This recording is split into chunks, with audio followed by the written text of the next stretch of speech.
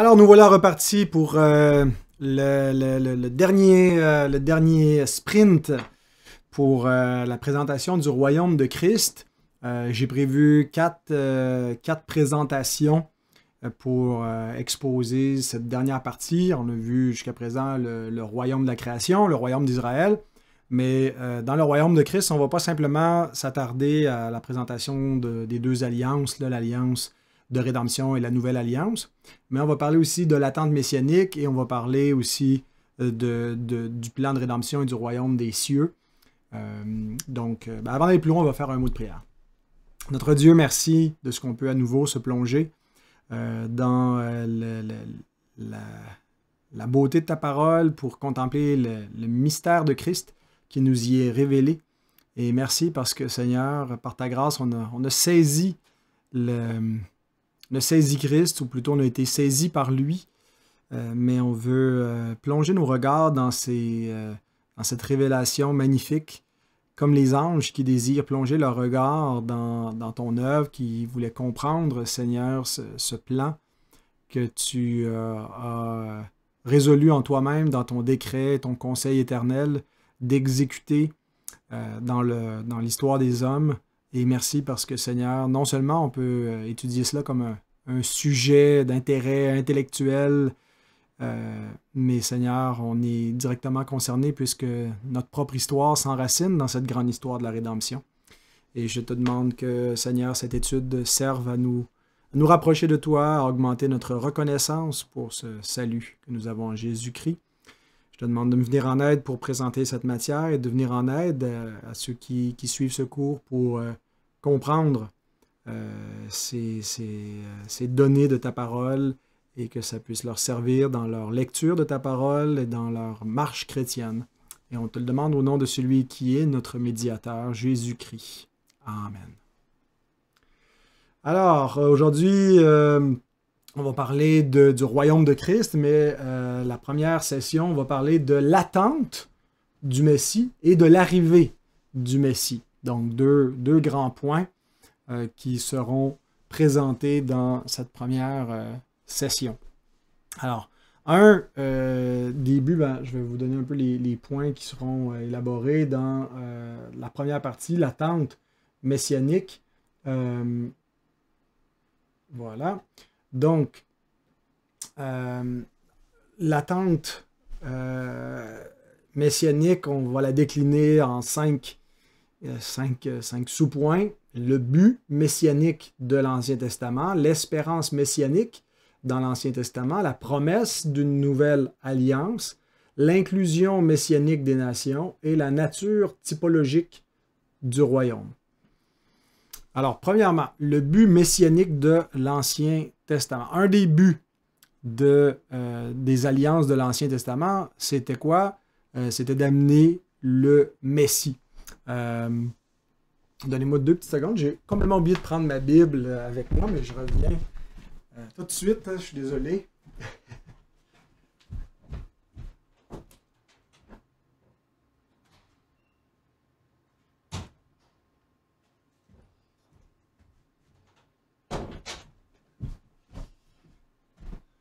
Je peux pas vraiment mettre sur pause. Je pourrais couper ça au montage, mais bon. Il va être moins de trouble de laisser ça comme ça. Donc, l'ancienne alliance avait pour but d'établir un royaume, mais le but ultime, c'était quoi? On l'a vu quand on a étudié l'alliance abrahamique, c'était d'amener la postérité physique d'Abraham. On lit dans Romains, chapitre 9, verset 4,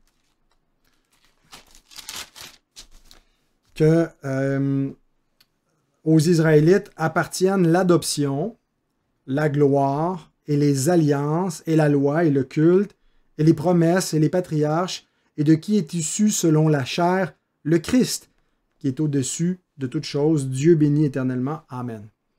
Alors, un des buts des alliances de la promesse était justement d'amener le Messie.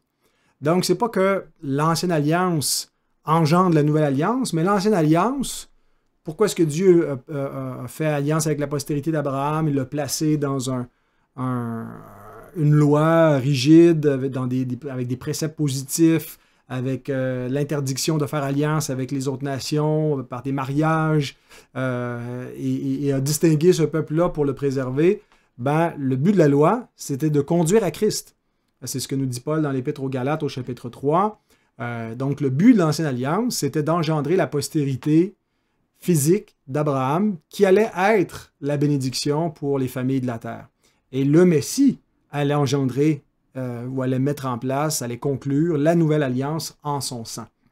Alors, le but ultime de l'Ancien Testament, ben, c'est d'amener le Messie. Donc, il y a une trajectoire dans le déploiement de l'histoire de la rédemption. Et donc, toutes les alliances qu'on a vues jusqu'à présent ben, se focalisent sur un individu en particulier et l'attendent. L'alliance abrahamique, mosaïque et davidique pointe vers quelque chose et culmine finalement, et ils vont leur point terminal, et qui va amener aussi à l'expiration de ces alliances, puisque Christ est la fin de la loi, le télos de la loi, dans le sens où c'est pas qu'il n'y a plus de nécessité pour l'obéissance morale à la loi, mais toute la dispensation de la loi, parce que parfois toute l'économie de l'Ancienne Alliance est simplement appelée la loi, au temps de la loi. Donc, on englobe ensemble les triples alliances d'Abraham, Moïse et David dans cette notion de la loi. Et tout ça, donc, menait vers le Messie. Tout ça, Christ est la fin de la loi, Christ est le but de la loi. Le mot « télos » veut dire pas simplement qu'il y met fin parce qu'il l'abolit, mais parce que c'est là où devait mener la loi. La loi a été un pédagogue pour conduire jusqu'à Christ. Donc voilà le but messianique de l'Ancien Testament. Mais on retrouve aussi dans cet Ancien Testament une espérance messianique. Alors c'est connexe, là, c'est pas comme s'il y avait une énorme différence entre le point 1 et le point 2, mais c'est pas simplement que les alliances de l'Ancien Testament étaient le véhicule qui menait jusqu'à Christ, mais elles avaient pour but de susciter au sein du peuple une attente. C'est ce qu'on je veux dire par l'espérance, une attente dans un Messie. Donc, l'espérance messianique, on l'a déjà dans l'alliance abrahamique, mais on a des précisions dans l'alliance davidique qui nous font attendre un individu particulier, un roi. Pas simplement la postérité d'Abraham, mais on sait que la postérité d'Abraham, ça va être un roi qui va venir délivrer son peuple, qui va venir régner sur le monde. Donc, c'est dans l'alliance davidique qu'on a plus de détails sur l'espérance messianique comme telle. Et donc, on a vu jusqu'à présent, en étudiant l'alliance davidique, que tel est le roi, tel est le royaume, que la vie dans le royaume d'Israël dépend de la fidélité du roi.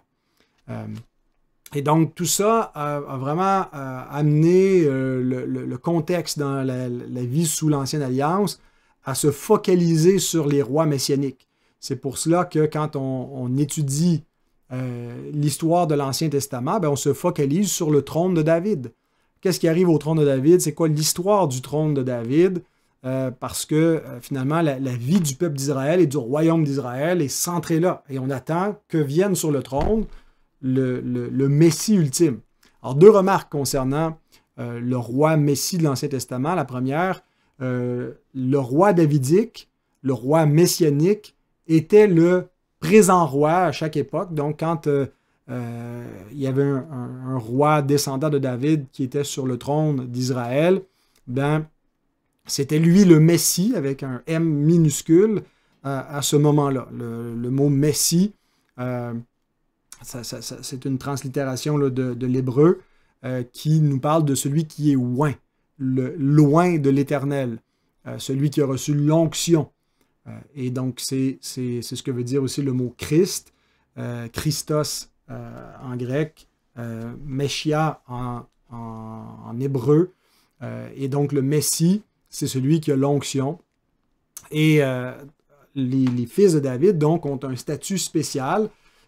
David lui-même, il est comme le fils de Dieu, le roi messianique.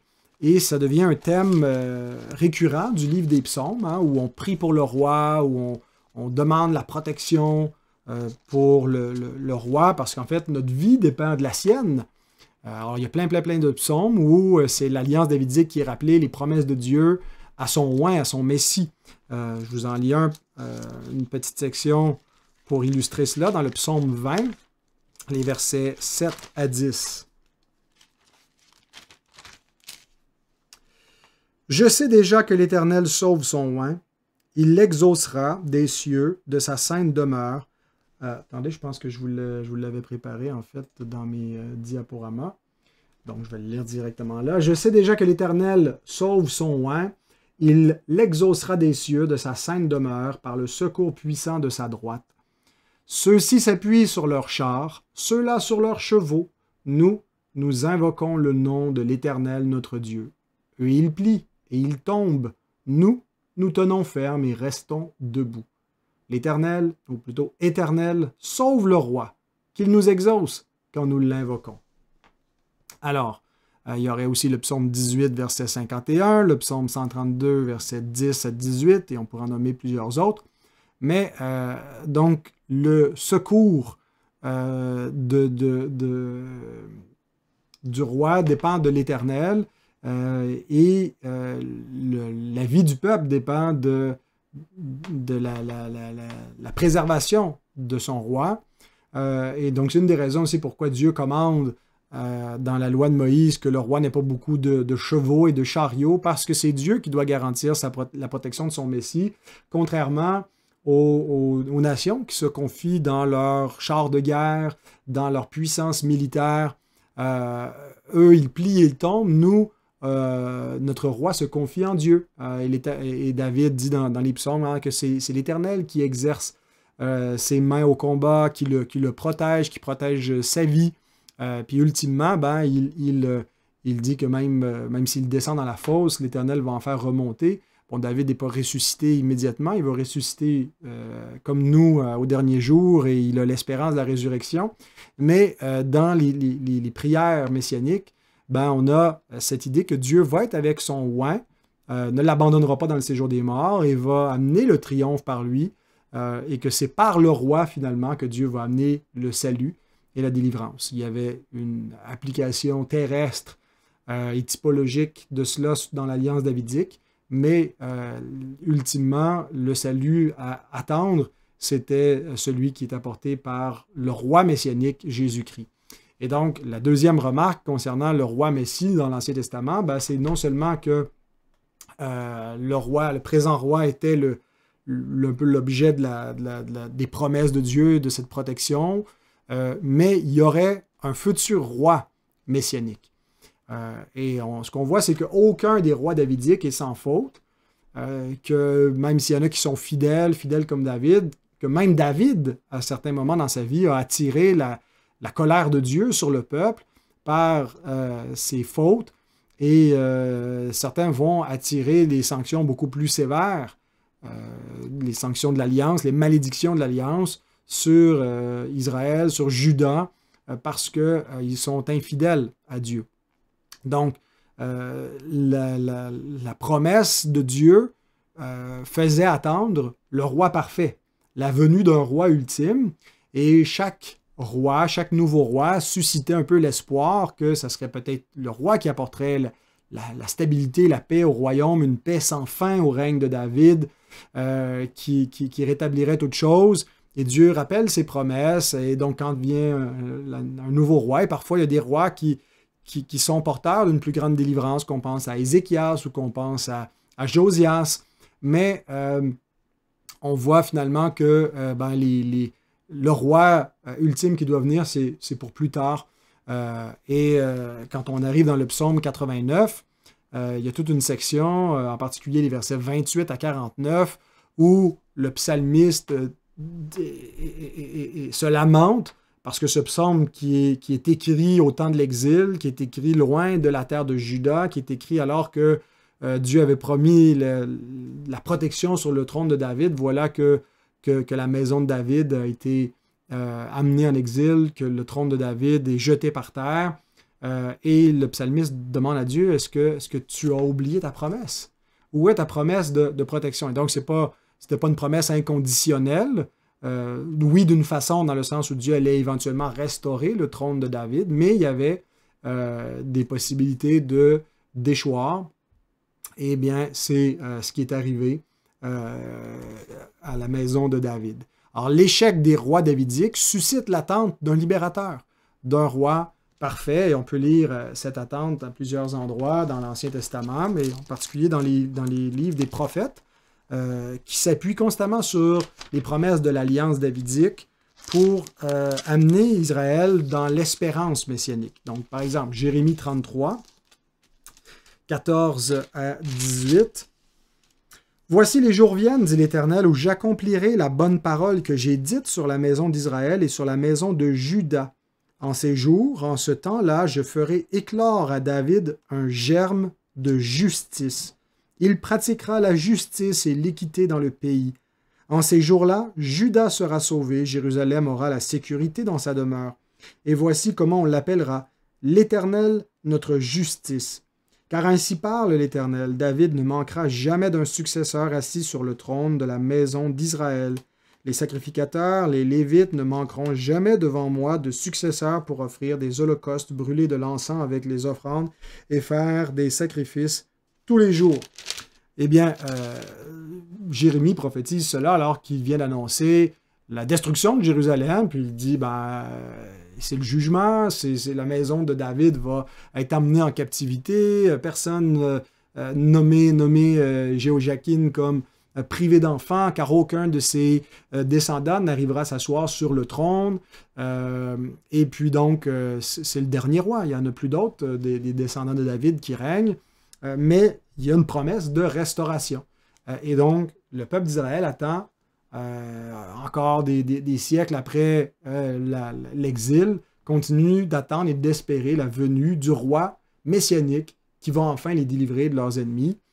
Ésaïe 9 nous dit que ce roi va naître, celui qui va être la lumière du monde, qui est comme Dieu qui vient parmi nous. Alors maintenant, quand viendra ce temps messianique? C'est encore pour plus tard. Alors, donc jusqu'à présent, on a parlé du but messianique des anciennes alliances, l'espérance messianique, maintenant la promesse d'une nouvelle alliance, parce que le Messie ne va pas venir seul, mais il va venir pour établir une nouvelle alliance. Il ne va pas simplement entrer dans cette ancienne alliance de la circoncision, mais cette ancienne alliance va être remplacée par une nouvelle alliance éternelle, une alliance de paix. Et on a plusieurs textes qui s'y rapportent, mais entre autres, Ézéchiel 37, les versets 24 à 28.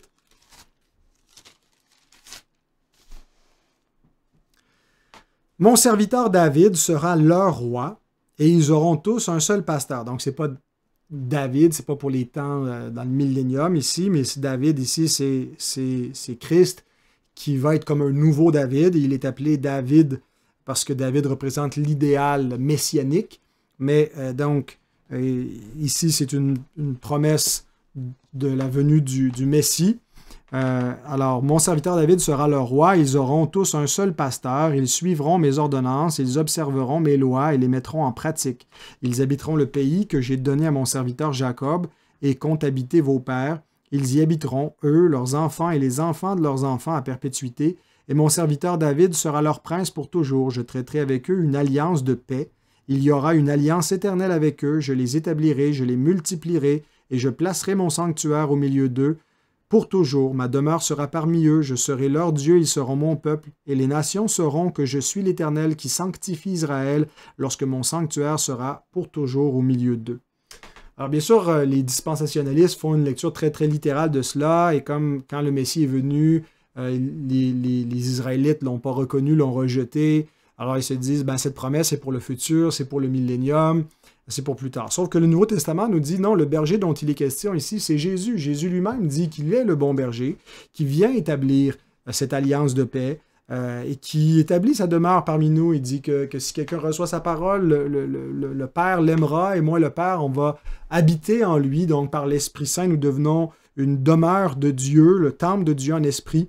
Alors, c'est pas qu'on spiritualise les textes, c'est qu'on laisse l'Écriture. C'est important que l'herméneutique ne soit pas prédéterminée en disant, il faut que ça soit accomplisse littéralement. Dieu prend typologiquement les réalités d'Israël sous l'Ancienne Alliance, et nous annonce les choses comme si elles s'accomplissaient dans ce contexte-là, mais l'accomplissement, c'est le Nouveau Testament qui nous dit que c'est accompli dans la personne de Christ et dans la nouvelle alliance qu'il vient établir.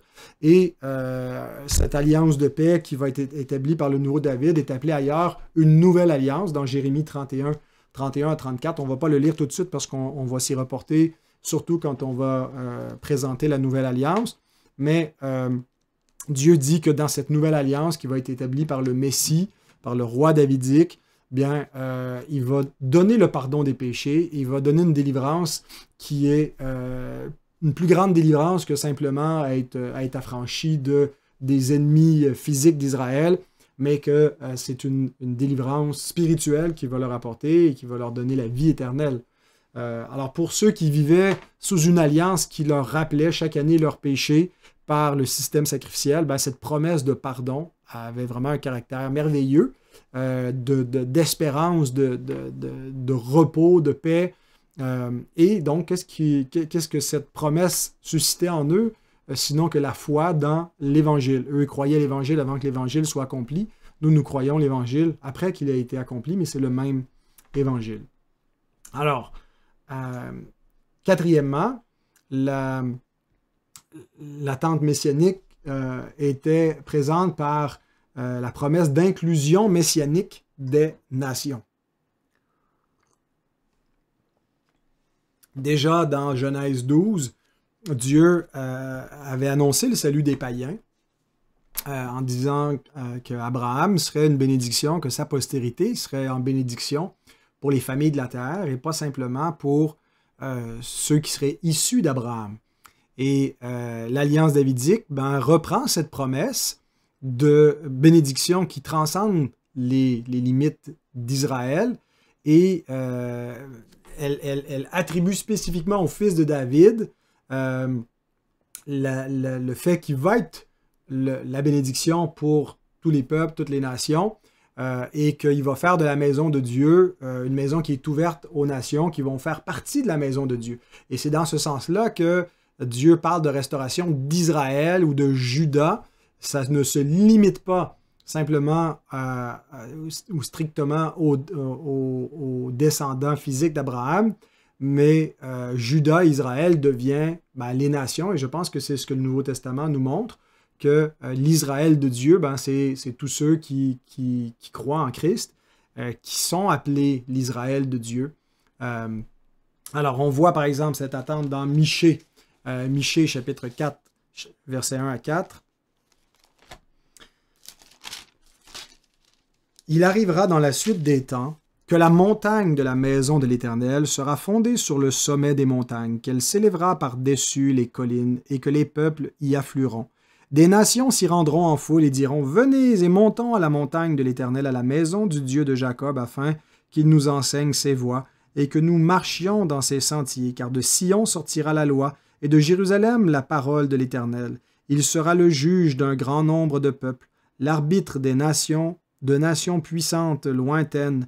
De leurs glaives ils forgeront des hoyaux, et de leurs lances des serpes. Une nation ne tirera plus l'épée contre une autre, et l'on n'apprendra plus la guerre. Ils habiteront chacun sous sa vigne et sous son figuier, et il n'y aura personne pour les troubler, car la bouche de l'Éternel des armées a parlé. » Donc Dieu annonce la paix parmi les peuples, le fait que tous les peuples vont affluer à la montagne de Dieu. Mais ce que le Nouveau Testament nous montre, c'est que la montagne de Dieu, c'est pas la Jérusalem actuelle, que celle-là, elle est dans la servitude, mais que c'est un... Il dit, vous ne vous êtes pas approché d'une montagne qu'on pouvait toucher, qui était embrasée par le feu, mais vous êtes approché de la montagne de Sion, qui est une montagne spirituelle. Et donc, c'est le mont Sion dans les cieux. c'est la Jérusalem d'en haut où est assis le roi davidique.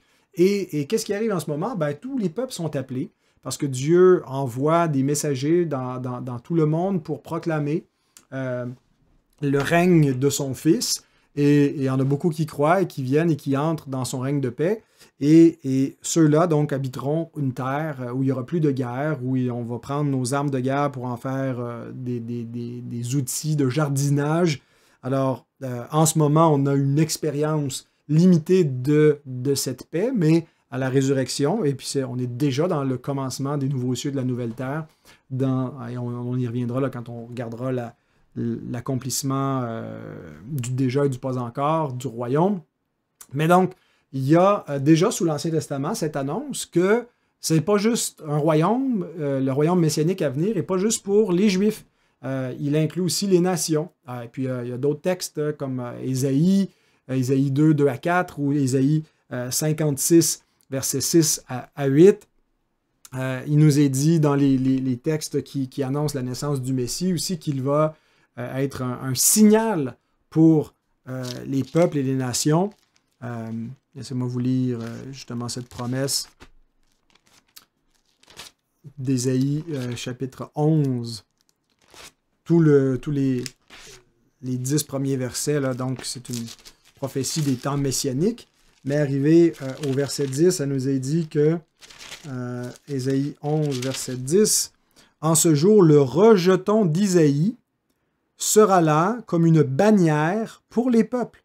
Les nations se tourneront vers lui et la gloire de sa demeure. » Quelle est la porte d'entrée des païens, des gentils, dans le royaume attendu par Israël? C'est le Messie.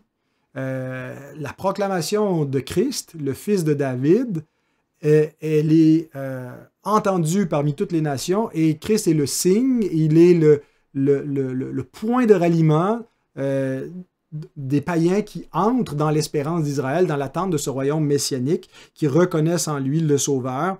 Et donc, il devient une bannière pour les peuples. Et il se tourne vers la gloire de sa demeure, de celui qui siège dans les cieux, parce que le trône de David n'était pas simplement à Jérusalem, mais ça allait être un trône céleste.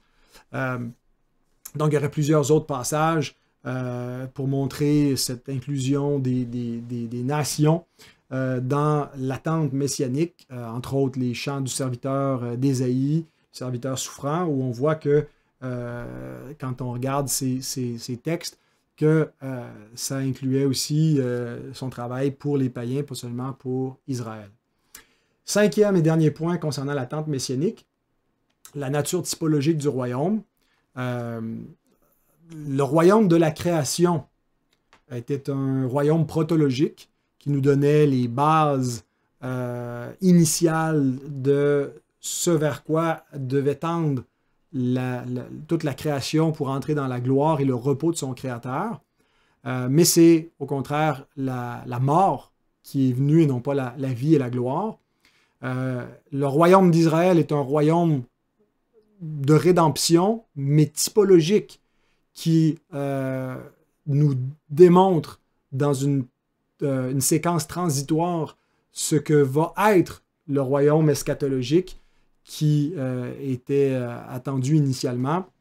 Et donc, le royaume typologique d'Israël, ce qu'on a, ce sont les prophètes de l'Ancien Testament annoncent ce royaume à venir, mais ils en parlent à partir des réalités présentes du royaume d'Israël.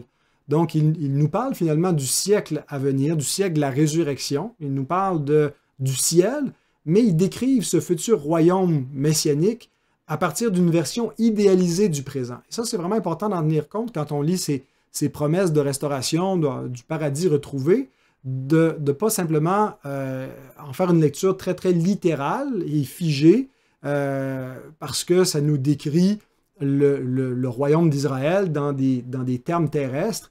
En fait, les prophètes partent de leur réalité pour nous parler du futur. Et ça fait partie du mystère de Christ. Donc, c'est important quand on tient compte de la prophétie,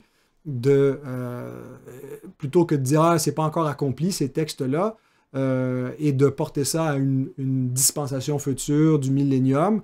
Je pense que la façon de voir, c'est plutôt que le royaume messianique est arrivé, mais il était décrit dans des réalités terrestres, mais en ce moment, il existe de manière spirituelle, par l'Esprit Saint. On a déjà un avant-goût de ce royaume final, mais le royaume est seulement inauguré, il n'est pas encore achevé. Et donc, toute la période pour Israël, c'était une typologie. Et lorsqu'ils partent en exil, il y a l'espérance qui est maintenue, l'espérance messianique, qu'il y aura une restauration promise. Mais lorsque la restauration arrive à la fin de l'exil et que le temple est rebâti, que Jérusalem est rebâti, il y a une partie du peuple qui, tout en se réjouissant de la fidélité de Dieu à ses promesses, pleure en se disant que la gloire de ce nouveau temple est inférieure à ce qui était espéré, que ça ne cadre pas avec ce qui était décrit par Ézéchiel, par exemple. Mais tout ça nous montre qu'il fallait attendre la venue d'un autre royaume. Et donc, on est dans finalement, le royaume d'Israël est un royaume typologique qui attend la venue du royaume eschatologique. Et lorsque l'ange Gabriel est envoyé pour annoncer la naissance du Messie, il proclame que c'est là que va s'accomplir l'attente, ce qui était l'espérance d'Israël, arrive lorsque le Messie vient, c'est lui qui va apporter le royaume. Alors, si on résume et on conclut cette première section sur l'attente messianique, dans un monde maudit sous Adam, un monde stabilisé sous Noé, Dieu a établi un royaume spécial, particulier, qui a été formé par des alliances conclues avec Abraham et ses descendants dans la terre de Canaan. Dans ce royaume et administré par ces alliances, il y a un mystère qui a pris forme, le mystère de Christ. Et donc, la nation d'Israël avait pour but d'apporter une bénédiction aux nations, d'être un peu la lumière des nations et d'amener l'espérance. Et d'Abraham à David, le mystère de Christ a été révélé et que ça allait être un fils davidique, un Messie, qui rassemblerait toutes les nations dans la maison de Dieu. Et il apporterait une nouvelle alliance.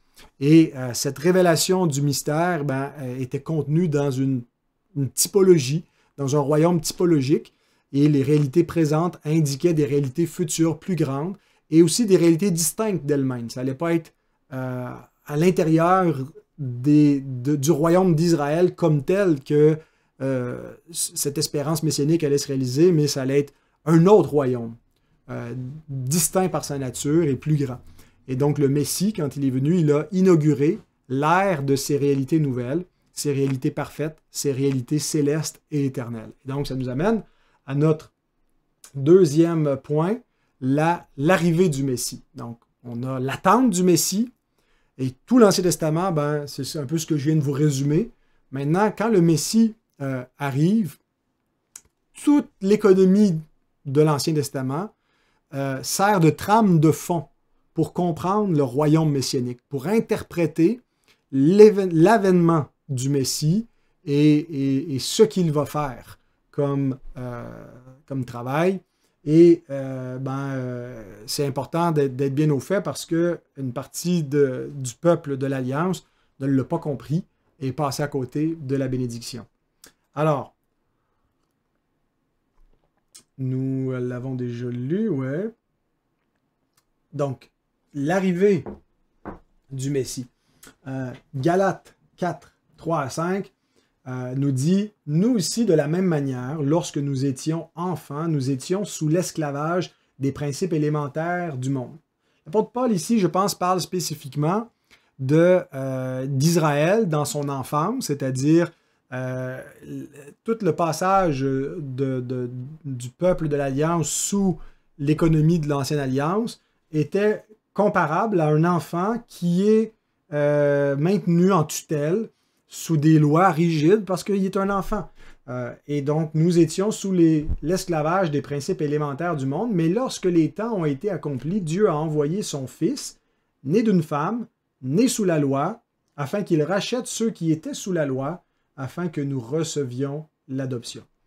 Donc, le Fils de Dieu vient dans un monde qui est sous la malédiction de la loi, et il s'incarne au sein d'un peuple qui représente de manière plus claire ce que signifie la malédiction de la loi, parce qu'ils sont sous le joug d'une alliance conditionnelle qui exige une obéissance pour obtenir des bénédictions, et le peuple s'en va sans cesse sous les jugements de Dieu, parce qu'ils sont incapables de garder cette loi.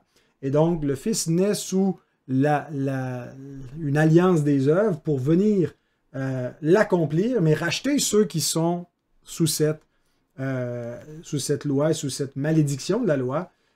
Et qu'est-ce qu'il va leur donner en échange? Ben, il va leur donner l'adoption. Ils vont devenir des enfants de Dieu, des enfants du royaume, des fils et des filles du royaume. Alors, l'arrivée du Messie, 5 points concernant l'arrivée du Messie. Le Messie qui était espéré, la bonne nouvelle du royaume prêché par le Messie. C'est quoi le royaume comme tel? Le royaume des cieux, troisièmement. Quatrièmement, le roi du royaume. Et cinquièmement, la nature typologique du royaume. Alors, le Messie qui était espéré, les Hébreux imaginaient une version idéalisée du royaume davidique. Alors, David, c'était un homme de guerre, c'est un homme qui combattait les ennemis de Dieu et du peuple de Dieu avec l'épée. Mais le Seigneur Jésus va dire, mon royaume n'est pas de ce monde. Et les apôtres vont comprendre éventuellement que les armes avec lesquelles nous combattons sont pas charnelles, mais elles sont spirituelles, parce que c'est pas ultimement notre problème n'est pas un problème politique et pas un problème vis-à-vis des ennemis humains, et on ne doit pas voir aucun homme comme ultimement notre ennemi. Tout ça était une période où Dieu avait une pédagogie pour, pendant l'enfance du peuple, représenter le combat spirituel dans des réalités terrestres, mais en même temps que dans ces combats physiques entre Israël et les Philistins et les Cananéens, il y avait une incarnation terrestre d'une guerre spirituelle théologique où ils adorent des idoles, des faux dieux, et nous adorons le vrai Dieu. Mais arrivé à la fin des siècles, quand le Messie vient, il ne vient pas nous délivrer des Philistins ou des Romains ou de quelque ennemi humain que ce soit. Il vient délivrer l'humanité de la puissance du diable et du péché. Mais l'attente, le Messie qui était espéré, c'était, et le royaume attendu, c'était à l'époque glorieuse de David et de son fils Salomon. Donc, ils attendaient un Messie politique, un Messie militaire, qui allait non seulement les libérer des païens, mais amener les païens eux-mêmes à devenir des Juifs, à être soumis à la loi de Moïse, parce que les prophètes faisaient attendre une bénédiction aussi pour les païens. Donc, s'il y a une bénédiction pour les païens dans le royaume attendu par Israël, ça veut dire que les païens vont devenir des Juifs, vont se faire circoncire, vont être soumis à la loi. Alors, ils imaginaient l'arrivée du Messie dans les paramètres de ce qu'ils connaissaient.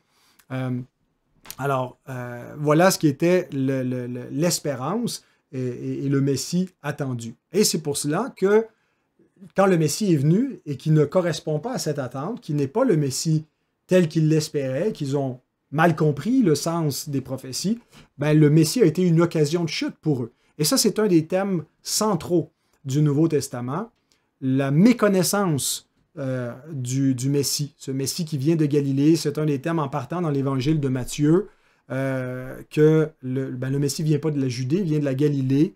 Puis c'est la façon que Matthieu présente cette idée. Au tout début, là, dans le chapitre 2, il me semble, le dernier verset du chapitre 2, le Messie vient demeurer dans une ville appelée Nazareth, afin que s'accomplisse ce qui avait été annoncé par les prophètes, il sera appelé Nazaréen. Il n'y a pas une prophétie qui dit que le Messie va être appelé Nazaréen, mais je pense que c'est une façon pour Matthieu de nous dire, dans l'esprit des Juifs, Nazareth, c'est une terre inculte, une terre païenne. Peut-il venir quoi que ce soit de bon de Nazareth? Et les origines du Messie vont être une pierre d'achoppement pour beaucoup de Juifs. D'abord, ils vont contester est-ce qu'il est un enfant légitime, toute la séquence sur la naissance de Jésus, comment il est né, Marie est enceinte, ils n'étaient pas mariés, et tout cela. Mais ensuite, c'est pour ça que Matthieu et Luc vont présenter les origines en nous donnant la généalogie de Jésus, qui est vraiment un fils de David. Mais ses origines territoriales aussi posent problème. Il va être rejeté. Et c'est un thème assez important pour montrer que finalement, l'accomplissement des promesses de Dieu vient dans un jugement en même temps. Un jugement sur ceux qui attendaient, ceux qui cherchaient la vie, mais qui ne l'ont pas fait de la bonne façon et qui ont rejeté le prince de la vie. Et donc, dans la chute d'Israël, on va avoir l'entrée des païens. Et donc, voilà, c'est assez c'est développé toute la question, est-ce que Dieu est fidèle à ses promesses? Est-ce qu'il a rejeté son peuple? Jésus qui dit le royaume vous sera enlevé, va être donné à une nation qui va emporter les fruits. Bon, alors, c'est une notion très importante, cette idée du Messie espéré, mais qui n'était pas la figure véritable du Messie. Deuxième point, la bonne nouvelle du royaume. Donc, quand le Messie vient, il n'est pas le Messie comme il l'imaginait. Et quel est le message du Messie? Ben, il prêche l'arrivée du royaume. Et comment est-ce qu'il invite les gens à y entrer? Comment est-ce qu'on entre dans le royaume des cieux? Ben, on ne peut pas y naître. Hein? Ça, c'est une des choses que Jean-Baptiste dit. Pensez pas que parce que vous avez Abraham pour père, que vous avez un droit de cité dans le royaume de Dieu. Dieu peut susciter des enfants à Abraham par des pierres stériles. Et c'est un petit peu ce que Dieu va faire. Hein? Il va prendre les païens qui sont stériles. Et Dieu voulait montrer justement Abraham est stérile, sa femme est stérile, ils sont plus en âge d'avoir des enfants, puis il va leur donner le fils promis. Dieu va faire entrer des nations qui sont stériles de façon surnaturelle par son esprit, par la nouvelle naissance. Ils vont devenir les fils d'Abraham. Donc, on n'entre pas dans ce royaume-là de manière naturelle, mais on y entre d'une manière surnaturelle. Et la manifestation qui démontre qu'on entre dans le royaume, c'est la repentance. Repentez-vous, car le royaume des cieux est proche, mais littéralement, le royaume des cieux est là. Il est maintenant arrivé, et c'est par la repentance qu'on y entre. Et c'est une bonne nouvelle, en fait, qui est annoncée.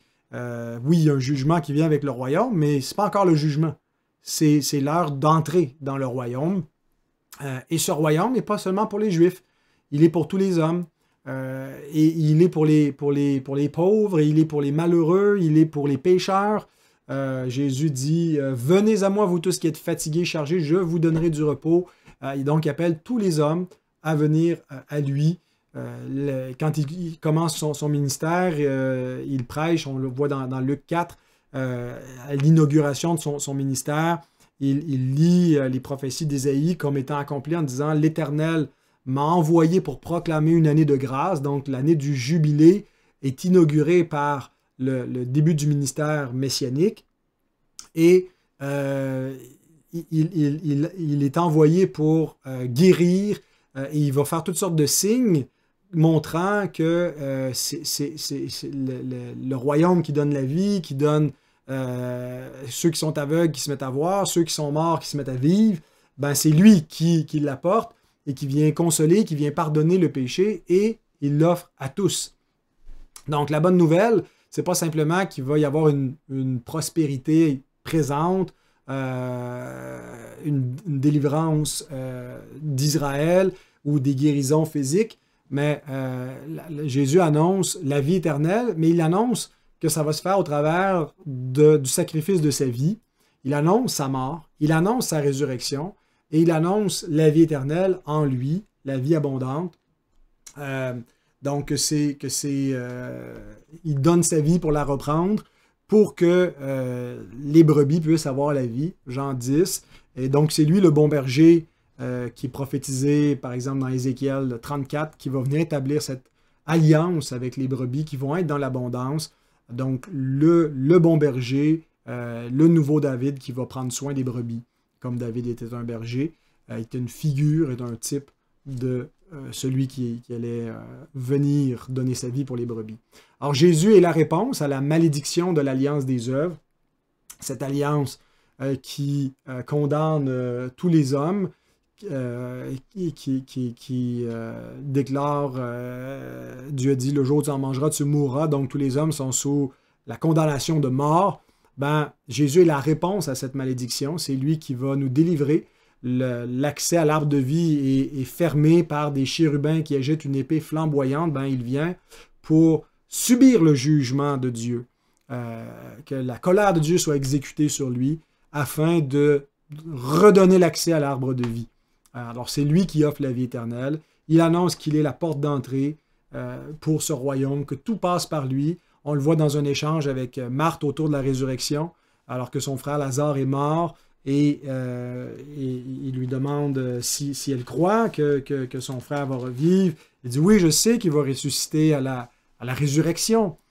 Et Jésus lui montre que c'est moi la résurrection. Celui qui croit en moi vivra quand même, il serait mort, puis il lui donne une preuve de la résurrection glorieuse en ressuscitant Lazare dans une résurrection qui n'est pas la résurrection finale, puisque Lazare est mort probablement une deuxième fois. Ce n'était pas une résurrection finale qui le rendait immortel, mais c'est une résurrection typologique qui anticipe la résurrection finale pour montrer que tout se passe par Christ. Celui qui croit en lui va avoir cette vie nouvelle. Alors ça, c'est la bonne nouvelle du royaume que Jésus prêche. Maintenant, la nature de ce royaume, le royaume des cieux, alors on retrouve des expressions dans le Nouveau Testament comme royaume des cieux, royaume de Dieu. Ce ne sont pas des choses distinctes, c'est le même royaume, parce que le royaume des cieux appartient à Dieu, donc c'est le royaume de Dieu. Un des théologiens réformés qui a écrit une théologie du royaume, Herman Ridderbos, il y a un livre qui s'appelle The Coming of the Kingdom. C'est une théologie biblique du royaume. Dans le fond, il démontre que le royaume de Dieu est de nature céleste et il est distinct du royaume d'Israël. Il n'est pas de ce monde. Et c'est ce que Jésus dit, mon royaume n'est pas de ce monde. Il n'est pas de nature terrestre. Et que le royaume d'Israël était simplement transitoire, était figuratif. C'était l'ombre de ce royaume céleste qui est venu dans le monde, mais qui est encore invisible. On ne le voit pas, le royaume. Et c'est ce que Jésus dit, il ne viendra pas au milieu de vous de manière à ce qu'on puisse dire, il est là, voici le royaume. Mais c'est d'abord quelque chose qui naît dans le cœur de chaque homme par le Saint-Esprit. Donc, on ne peut pas naître naturellement dans le royaume des cieux. Et Jésus dit que pour qu'un homme puisse voir le royaume de Dieu, il doit naître de nouveau. Il doit naître de l'Esprit. Et là, Nicodème ne comprend pas dans son entretien dans Jean 3, en pensant que est-ce qu'il faut comment est-ce qu'un homme âgé peut naître de nouveau? Est-ce qu'il faut qu'il entre dans le sein de sa mère? Et Jésus lui montre que ce qui est né de la chair est chair. C'est pas quelque chose de naturel. On ne peut pas juste avoir un droit de citer dans le royaume de Dieu parce qu'on est un descendant d'Abraham. C'est charnel. Mais la vie dans le royaume, c'est une naissance spirituelle. Il faut être né de Dieu, engendré par l'Esprit de Dieu. Et ceux qui sont nés de Dieu, ce sont ceux qui croient en celui que Dieu a envoyé. On entre dans ce royaume par la foi, la manifestation qu'on est une nouvelle créature régénérée, née de nouveau, née de l'Esprit, c'est la foi dans le Messie. Et donc, la vie dans ce royaume est basée sur l'autorité de Christ. Jésus, dans le Sermon sur la montagne, qu'on pourrait appeler aussi le Sermon du royaume, puisque il décrit la vie dans le royaume. Heureux les pauvres en esprit, car le royaume des cieux est à eux. Donc, c'est la parole d'introduction où Jésus nous présente qui sont les héritiers du royaume, donc les pauvres en esprit, ceux qui se repentent, ceux qui voient leur pauvreté spirituelle et qui accueillent Christ pour être enrichis par lui, c'est à eux qu'appartient le royaume. Mais la vie dans ce royaume est basée sur Christ, sur sa personne, mais sur son enseignement. Et dans ce sermon, il nous montre comment vivre dans ce royaume, quelle est l'éthique du royaume, mais ce n'est pas une éthique de vengeance, c'est une éthique d'amour, où on reproduit, on marche dans les traces de notre roi. Et il nous montre comment le peuple de ce royaume doit être administré. Plus loin, il donne les clés du royaume. Et il dit comment la discipline dans ce royaume va être maintenue. Pour le peuple juif, ils ont une priorité pour entrer dans le royaume. C'est eux les premiers à être invités. C'est eux qui sont les premiers à qui le royaume est offert. Mais ils n'ont pas un droit naturel. Ils ne sont pas directement héritiers du royaume parce qu'ils sont les fils d'Abraham. Et pour eux, l'idée qu'un païen puisse avoir droit au royaume sans avoir la circoncision, c'était à ce moment-là quelque chose qui était inadmissible pour eux. Même pour les disciples du Seigneur, ça va reprendre un certain temps avant qu'ils comprennent qu'il n'est pas nécessaire pour les païens de devenir des Juifs pour avoir droit au royaume.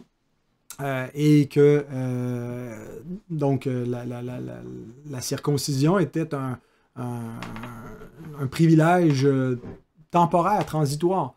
Alors, Jésus annonce un royaume qui ne sera pas régi par l'alliance mosaïque et qui ne nécessite pas les particularités de cette alliance-là et qui fait place aux gentils. Aux païens. On voit par exemple pendant son ministère, alors que ce n'est pas encore le temps d'amener le royaume à toutes les nations. Pendant le temps messianique, Jésus dit « Je n'ai été envoyé qu'aux brebis perdues de la maison d'Israël ». Autrement dit, ce n'est pas que les païens ne peuvent pas être sauvés, mais que l'offre d'entrée, pour l'instant, se limite surtout aux brebis perdues d'Israël. Mais on voit quand même des païens qui y entrent, comme cette femme syro-phénicienne ou cananéenne. Mais on voit aussi des centeniers, ce centenier, et dans Matthieu 8, 10 à 12, quand Jésus donc voit la foi de ce centenier qui a une plus grande foi que tous les fils d'Israël, il dit, il est dans l'étonnement, il dit à ceux qui le suivaient, « Je vous le dis, même en Israël, je n'ai pas trouvé une aussi grande foi. Or, je vous le déclare que plusieurs viendront de l'Orient et de l'Occident et se mettront à table avec Abraham, Isaac et Jacob dans le royaume des cieux. Mais les fils du royaume, ceux à qui le royaume était promis, seront jetés dans les ténèbres du dehors où il y aura des pleurs et des grincements de dents. » Pourquoi? Parce qu'ils n'accueillent pas le roi qui leur donne l'entrée dans ce royaume. Jésus va donner des paraboles pour montrer que ceux qui attendaient le royaume, ceux qui étaient les ouvriers dans la vigne de Dieu, qui se sont attaqués aux serviteurs de Dieu jusqu'au fils du maître de la vigne, et que le jugement va retomber sur eux et que Jésus leur fait comme application dans Matthieu 21. Il dit « Le royaume vous sera enlevé » en parlant à la nation juive et sera donné à une nation qui en rendra les fruits. Et donc cette nation, c'est l'Église qui est une nation sainte et qui n'est pas faite seulement de Juifs, mais de Juifs et de païens. Alors, c'est Jésus qui amène les nouveaux cieux et la nouvelle terre parce que ce royaume, c'est la nouvelle création. Et c'est ce qu'on voit dans 1 Corinthiens 15. La première création en Adam est une création déchue, la création naturelle qui s'en va à la mort, mais il amène une création surnaturelle qui est celle de la résurrection. Donc voilà pour la nature du royaume. Maintenant, un petit mot sur le roi de ce royaume. Jésus administre ce royaume par son triple office de roi, de prophète et de sacrificateur. Jésus, donc, est le roi, fils de David, qui vient délivrer son peuple. Il est le prophète comme Moïse, qui vient pas seulement annoncer une parole, mais qui est la parole de Dieu. Et il est le sacrificateur qui est en même temps le sacrifice. Et donc, il demeure notre prêtre, notre médiateur pour qu'on puisse s'approcher de Dieu. Voilà. Quand Jésus est baptisé, c'est le commencement de son ministère public et je pense qu'on doit voir aussi son baptême comme sa consécration sacerdotale. Il est baptisé par un lévite, Jean-Baptiste, fils de Zacharie. Il reçoit donc cette consécration. Ce n'est pas un baptême de repentance, mais c'est une ordination sacerdotale. C'est pour ça que Jean s'oppose initialement à son baptême, parce qu'il ne saisit pas, mais Jésus dit il est convenable qu'on accomplisse toute justice, et que comme selon la loi de Moïse, ben, les fils de Lévi qui étaient consacrés dans le sacerdoce recevaient cette ablution, ce baptême de purification avant de revêtir leurs vêtements sacerdotaux. Ben, Christ est baptisé par un Lévite. Il n'est pas il n'est pas sacrificateur selon l'ordre de Lévi, mais de Melchisédek. Et il est revêtu à ce moment-là par l'Esprit Saint qui descend sur lui, et la voix de Dieu qui le reconnaît comme son fils. Celui-ci est mon fils bien-aimé en qui j'ai mis toute mon affection. Mais cette voix qui lui dit « Tu es mon fils », c'est la même qui lui dit « Tu es sacrificateur pour toujours selon l'ordre de Melchisédek ». Et lorsqu'on lui demande plus tard, lorsqu'il parle dans le temple, qu'il enseigne dans le temple, par quelle autorité fais-tu ces choses? Tu n'as pas un droit pour pouvoir parler dans le temple, c'est réservé selon la loi à ceux qui ont été proprement ordonnés pour le faire. Alors Jésus répond à leur question, je vais vous dire, par quelle autorité je fais ces choses. Si vous répondez aussi à une question, le baptême de Jean, de qui venait-il, des hommes ou de Dieu? Alors Jésus répond à leur question, dans le fond, implicitement, parce qu'il a été baptisé par Jean, et c'est en vertu de cette ordination que Dieu a confirmé lors du baptême qu'il le reçoit par Jean, qu'il est autorisé, selon la loi de Moïse, à entrer dans le temple et à parler et à enseigner la loi, et à le faire mieux que les rabbins, puisqu'il a l'interprétation autorisée, c'est la bonne lecture qu'il fait de l'Écriture de l'Ancien Testament. Alors, donc le roi en question inaugure l'établissement du royaume. Il va le faire par une nouvelle alliance en son sang.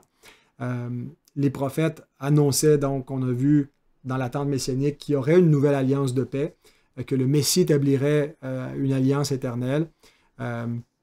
Et donc, dans cette alliance, le Messie ne vient pas garantir l'héritage d'Israël, Canaan, le temple et tout ça. C'était transitoire et ça relevait d'une autre alliance. Eux-mêmes vont plutôt recevoir la malédiction de cette alliance que Christ va prononcer sur eux en annonçant la destruction du temple et de Jérusalem.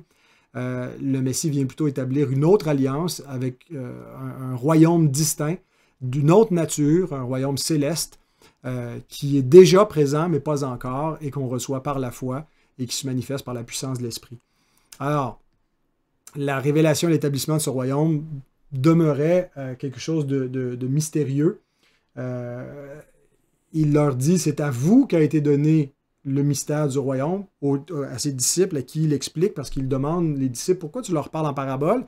Ils ne comprennent pas, mais ils ne comprenaient déjà pas la lecture de l'Ancien Testament. C'est ce que dit Paul. Lorsqu'ils font la lecture de l'Ancien Testament, il y a un voile sur leur intelligence qui ne leur permet pas de comprendre. Ils ne comprennent pas la gloire messianique qui est révélée. Ils ne comprennent pas comment tout ça converge en Christ. Et quand Christ vient, ben, il continue à révéler le royaume des cieux de manière mystérieuse par des paraboles, mais il explique à ceux qui sont près de lui, à ceux qui croient en lui, le sens du royaume.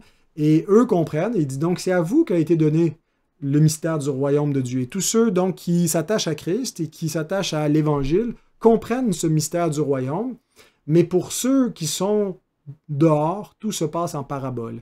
Alors c'était vrai en particulier des Juifs qui rejetaient le Messie, mais c'est vrai de tout homme qui peut entendre parler de religion et de la foi chrétienne, mais s'il rejette le roi du royaume, ben pour eux, tout est une parabole qu'ils ne comprennent pas. Mais pour ceux qui ont reçu Christ, ben, ils comprennent le mystère du royaume que Christ est venu mettre en lumière. Alors voilà pour la première présentation concernant l'attente et l'arrivée du Messie. La prochaine présentation concernera l'alliance de la rédemption, pour établir le royaume de Christ, qui est le royaume de Dieu ou le royaume des cieux. On va présenter deux alliances, l'alliance de la rédemption et la nouvelle alliance de grâce. Alors, on se retrouve dans un instant.